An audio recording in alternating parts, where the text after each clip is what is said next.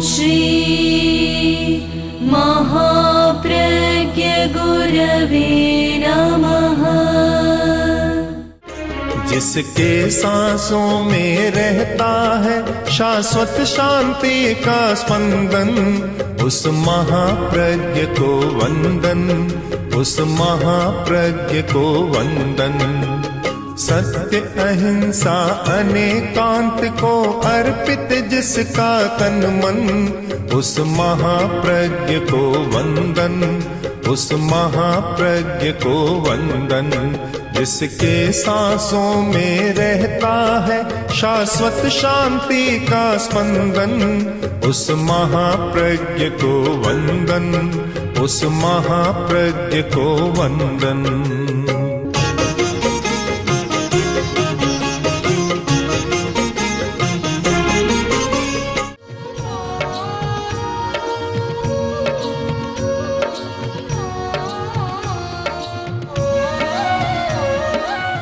अमृत की बहुत चर्चा है,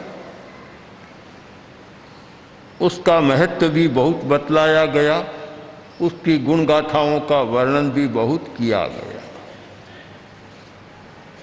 कि जहर का घड़ा भरा है, अमृत की एक बूंद डाल दे तो सारा जहर अमृत में बदल जाएगा। दूसरा एक शब्द है जो अध्यात्म में बहुत चर्चित है, वह है अजरामर। अजर और अमर, न बूढ़ापा और न मौत। अजर है और अमर भी है।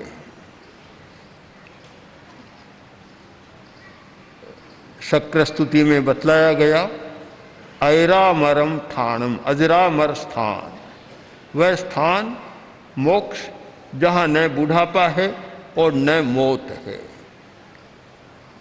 व्यावहारिक जगत में भी,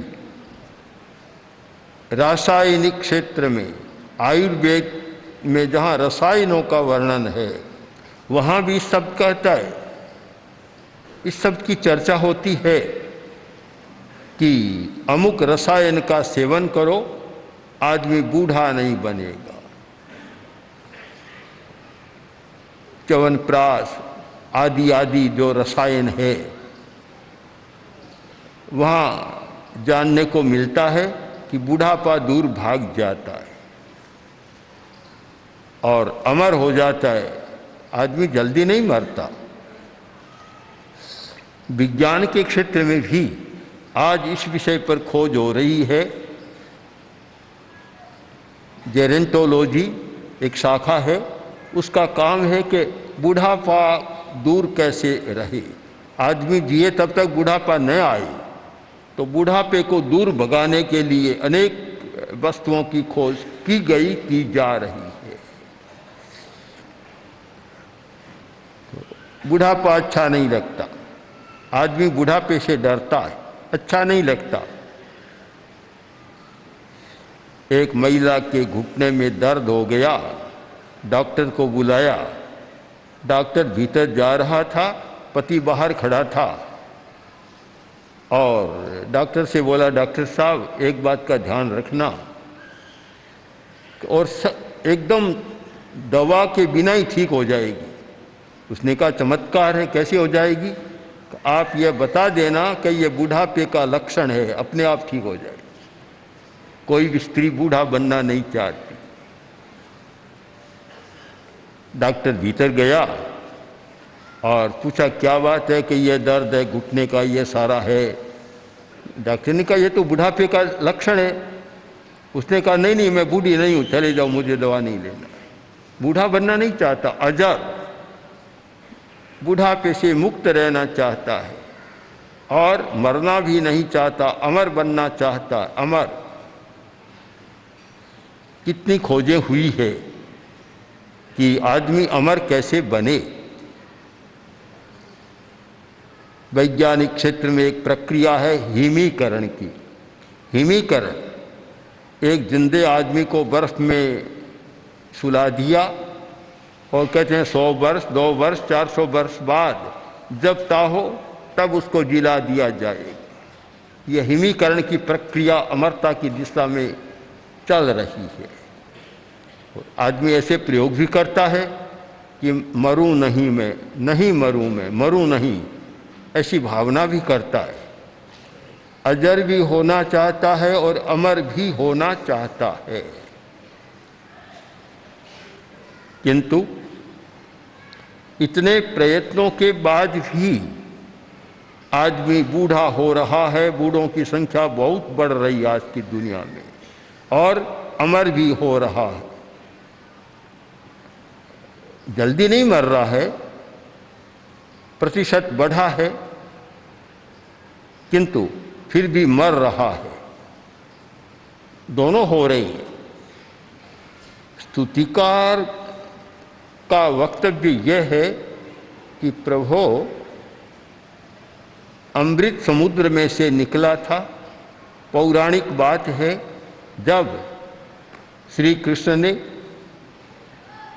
समुद्र का मंथन किया, 14 रत्न निकले, उनमें एक था अमृत। अमृत निकला वहाँ से, जहर भी निकला, अमृत भी निकला। तो समुद्र में से निकला। स्तुतिकार कहते हैं कि प्रभु आपके गंभीर हृदय समुद्र से, आपका हृदय समुद्र इतना गंभीर है, और समुद्र जितना गंभीर होता है उसमें से उतने ही बढ़िया रत्न निकलते। तो आपका हृदय समुद्र इतना गंभीर है, और उसमें से जो निकलता है, आपकी जो वाणी निकलती है, उसे लोग कहते हैं अमृत है। वाणी अमृत है। बहुत सुंदर बात कही गई है कि दुनिया में सबसे बढ़िया कोई अमृत है तो वह वाणी है। दोनों दृष्टियों से, व्यवहार की दृष्टि से देखें तो मधुर वाणी अमृत का काम करती है, कटु वाणी जहर का काम करती है। और इसको दार्शनिक या तात्विक दृष्टि से देखें तो वाणी में बहुत शक्ति होती है। हमारी शक्ति के 3 मूल स्रोत माने गए हैं, जहाँ से कि शक्ति बाहर जाती है। ऊर्जा का वही निस्सरण होता है। एक आँखें, दूसरा हाथ की अंगुलियां, हाथ पैर की अंगुलियां, और तीसरा हमारी वाणी।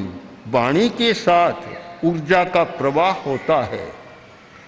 और इसीलिए कुछ ऐसे वक्ता होते हैं कि जिनका भाषण सुनने में बड़ा रस आता है।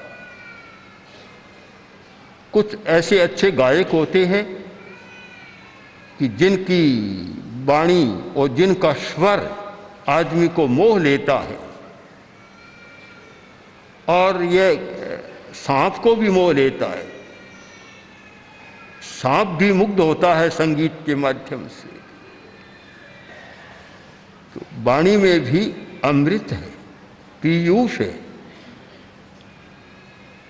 स्तुतिकार कहते हैं कि प्रभु आपके गंभीर हृदय समुद्र में तो अमृत पैदा हुआ, और वह अमृत वाणी के माध्यम से बाहर निकल रहा है।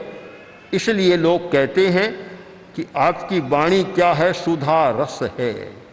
सुधा रस एक लब्धि होती है, अमृतस्राविणी, क्षीरस्राविणी, अमृतस्राविणी लब्धि है। आदमी बोलता है जब, श्रोता को ऐसा अनुभव होता है मानो अमृत ही झर रहा है, बाहर आ रहा है, मुग्ध हो जाता है, पता नहीं चलता। और जब अमृतस्राविणी या क्षीरस्राविणी लब्धि का प्रयोग होता है, उस समय सुनने वाला व्यक्ति देशातीत और कालातीत हो जाता है। राजा आचार्य के पास आया, आकर बोला, महाराज आप बता रहे हैं कि देवों की आयुष्य बहुत लंबी है, हजारों हजारों लाखों लाखों वर्ष से भी ज़्यादा उनकी आयु है, क्या इतने समय तक वे बेचारे परेशान नहीं हो जाते, थक नहीं जाते? 100 वर्ष में भी बहुत लोग कहते हैं कि बस अब तो जीने से ढाप गए, तो क्या वे ढापते नहीं है, तृप्त नहीं हो जाते और परेशान नहीं होते? ये कैसे समझ में नहीं आ रहा। आचार्य ने कहा कि बोलो अभी रहना है, जाना नहीं? महाराज उपासना करनी है और मुझे इसका समाधान आपसे लेना है।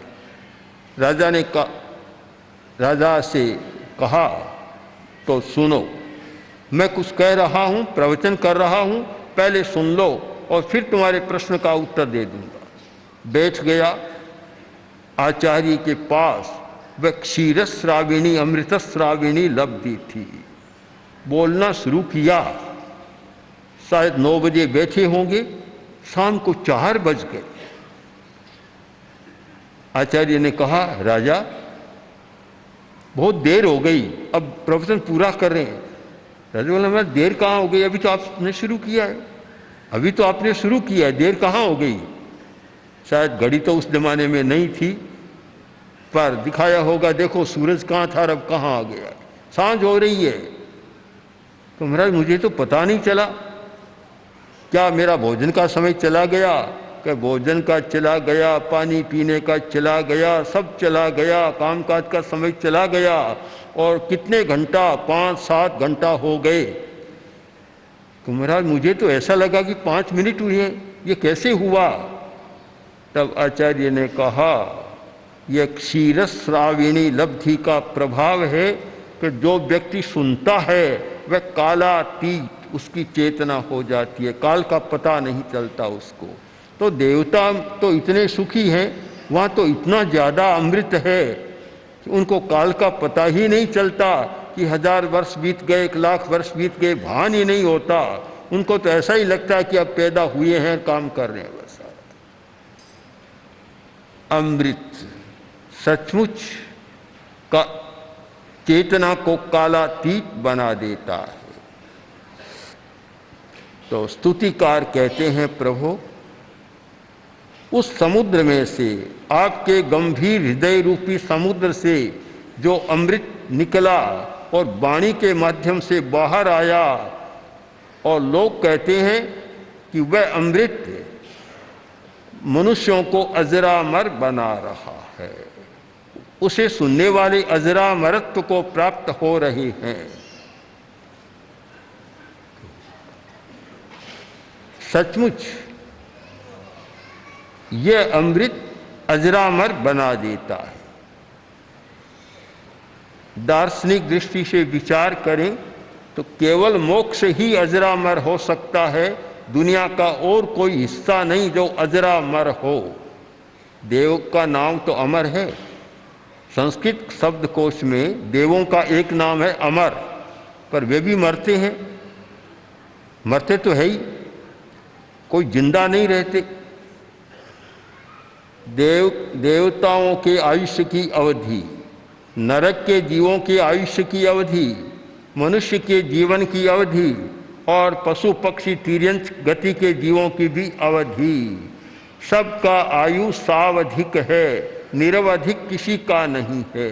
सबकी एक अवधि है और अवधि पूर्ण होने पर प्राणी दूसरी दुनिया में चला जाता है। अमर कोई नहीं होता और अजर भी शायद कोई नहीं होता।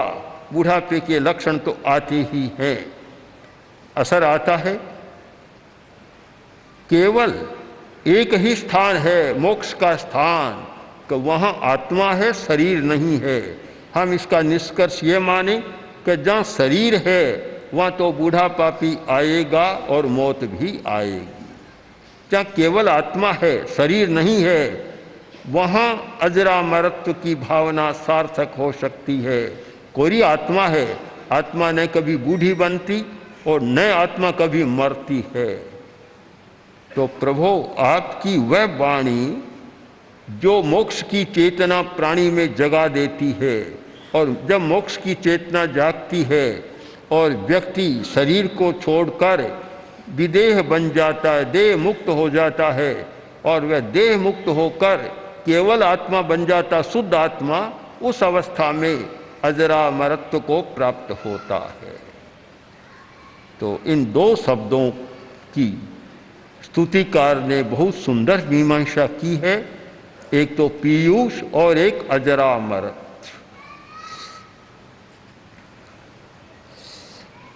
इससे आगे एक और अतिशय, यह वाणी का अतिशय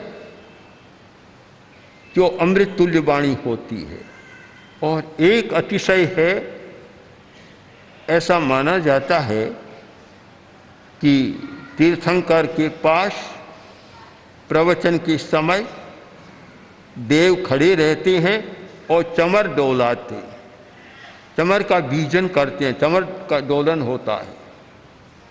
तो ये सब जानते हैं कि चमर है, उसे ऐसे करते हैं, ऊपर आता है, नीचे जाता है, ऊपर आता है, यह नीचे ऊपर जाने की प्रक्रिया है। स्तुतिकार ने इस पर ध्यान दिया कि ये क्यों, कि नीचे से ऊपर आता है, ये क्यों? कवि प्रकृति का अध्येता होता है। प्रकृति के सूक्ष्म रहस्यों को एक कवि सहृदयता के साथ जितना पकड़ता है उतना दूसरा आदमी नहीं पकड़ पाता। वैज्ञानिक भी सूक्ष्म रहस्य को पकड़ता है वह यंत्रों के माध्यम से, किंतु कवि अपनी काव्य की कल्पना और चेतना के द्वारा सूक्ष्म रहस्य तक चला जाता है, गहराई तक चला जाता है। तो स्तुतिकार महान कवि हैं, उन्होंने कहा स्वामिन सुदूर मौनम्य समुत्पतंतो। ये चंवर एक बार नीचे झुकते और फिर ऊपर उठ जाते, ऊपर उठते हैं, ये क्यों? कारण बतलाया कि ये स्मयी नतिम विदधते मुनि पुंगवाय। जो पार्श्व प्रभु को नमस्कार करते हैं और नमस्कार करने के लिए झुकते हैं, उनकी ऊर्ध्व गति हो जाती है। चंवर नीचे ही नीचे नहीं जाता, बस ऊपर आ जाएगा, क्योंकि आप महान हैं, आप में वह विशेषता है कि दूसरों के लिए भी ऊर्ध्व गति हो की बात आप कर देते हैं, नीचे नहीं रहते। एक चंवर की स्वाभाविक प्रक्रिया के साथ एक आध्यात्मिक गुण का आकलन किया गया है। चंवर की तो स्वाभाविक प्रक्रिया है, चंवर श्वेत होता है, सफेद होता है।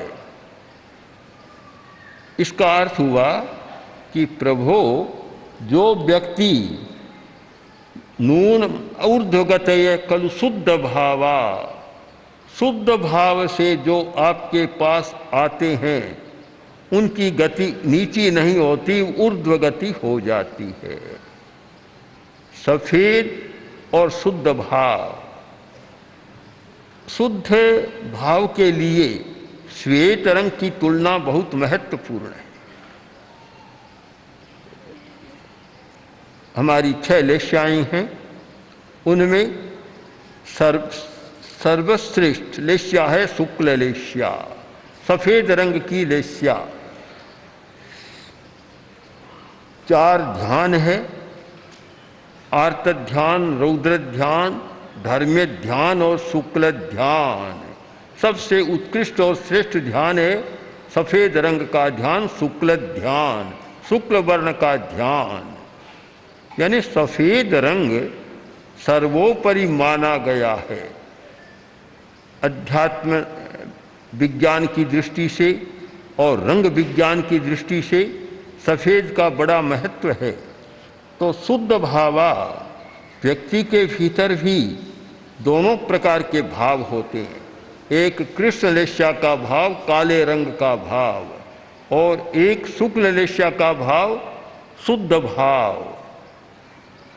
तो जो व्यक्ति शुद्ध भाव वाला है वह ऊपर की गति में चला जाएगा, ऊंची गति में चला जाएगा।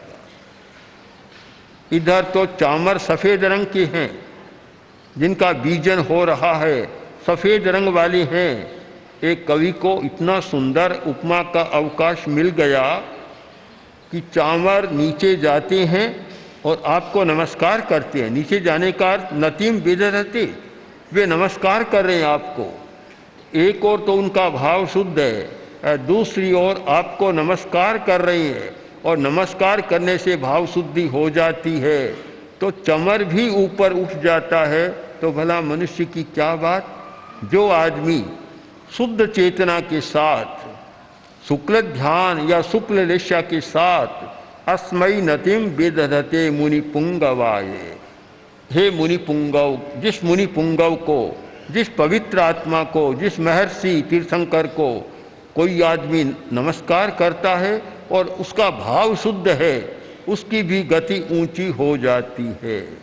यह तो बहुत जरूरी है कि अगर भाव शुद्ध नहीं है तो ऊंची गति नहीं हो सकती, अच्छी गति हो नहीं सकती, अच्छा विकास भी नहीं हो सकता। जब श्रेणिक से कहा गया कि तुम ये पुनर्जन्म में जो संकट आने वाला है नरक का, उससे वह तुम्हारा बच सकता है। कई कारण बताए।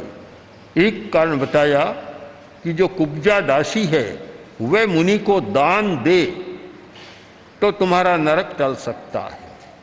सैनिक ने कहा, यह तो मेरे हाथ की बात है, मेरी दासी है, कुब्जा दासी है और मैं कहूँगा वैसे करेगी। वह आदेश दे दिया कि मुनि को दान देना है।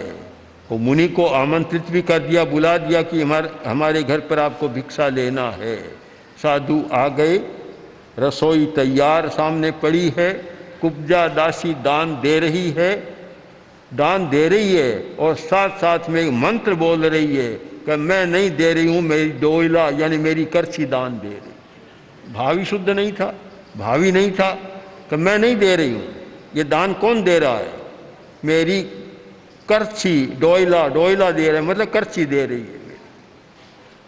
जब भाव शुद्ध नहीं है तो चाहे तीर्थंकर के पास चले जाओ, चाहे किसी साधु के पास चले जाओ, चाहे किसी तीर्थ स्थान में चले जाओ, कहीं भी चले जाओ, अपना भाव शुद्ध नहीं है, उसकी ऊर्ध्व गति कोई कर नहीं सकता। ऊर्ध्व गति के लिए एक बहुत महत्वपूर्ण सूत्र है भाव शुद्धि। भाव शुद्धि, कोई व्यक्ति आसन का प्रयोग नहीं कर सकता, प्राणायाम का नहीं कर सकता, ध्यान नहीं कर सकता, कायोत्सर्ग भी नहीं कर सकता, साधना का विशेष प्रयोग नहीं कर सकता, लंबी तपस्या भी नहीं कर सकता, कुछ भी नहीं कर सकता।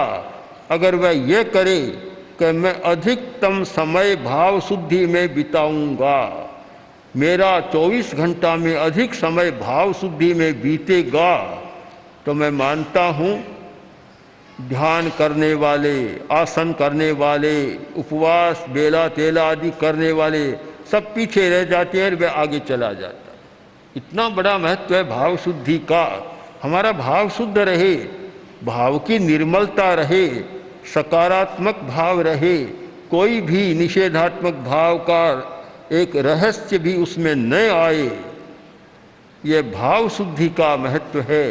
तो प्रभु वे व्यक्ति जो भाव शुद्ध वाले हैं और आपको नमस्कार करते हैं, वे व्यक्ति निश्चित ही ऊर्ध्व गति वाले हो जाते हैं।